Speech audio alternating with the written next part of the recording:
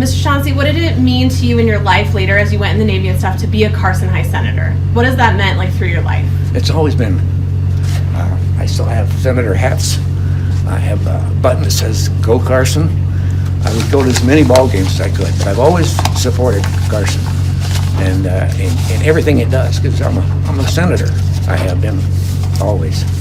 Mr. Shaughnessy, why do you think it matters for kids to know about like the history of Carson High School? History is very important, and that's why I talk about what we did and looking forward to what maybe they're going to go through. But I think the fact that we talk about the old days means an awful lot. Why does it matter to you, Mac? The history of Carson High School.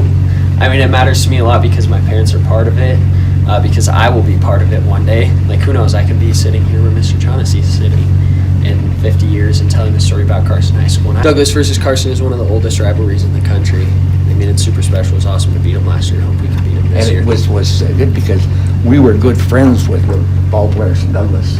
Yeah, same here. Yeah, and so we duke it out on the field, and afterwards we get together. I was looking through these yearbooks before you got here, and I noticed your guys' spirit weeks just looked like so much fun. Do you guys ever do any wild, crazy activities during homecoming week? Oh yeah, well, one of the most fun things we did was we talked about sea day. Does anybody understand what that was? When the whole class would take the day off, we'd get together, we would go up the mountain and paint the sea.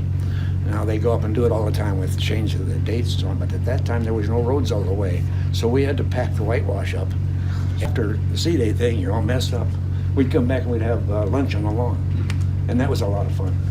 At one of the games against Reno, the band marched at halftime, and the drum section on the band was also the backfield of the football team.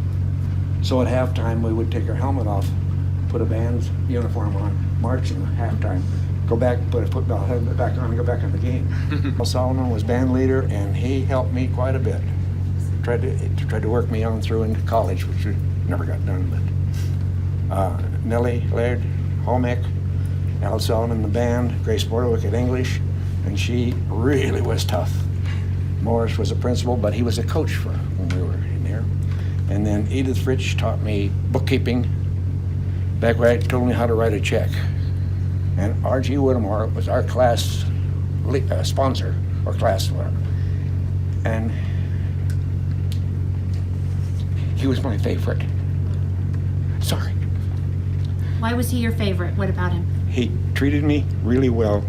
Actually, I was probably a product of social progression in grammar school, because the teachers made sure I didn't stay in their class anymore, another year.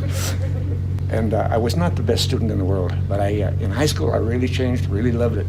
Got along, and he took real good care of me. He would talk to me at the side, come along and said, "Michael, you know."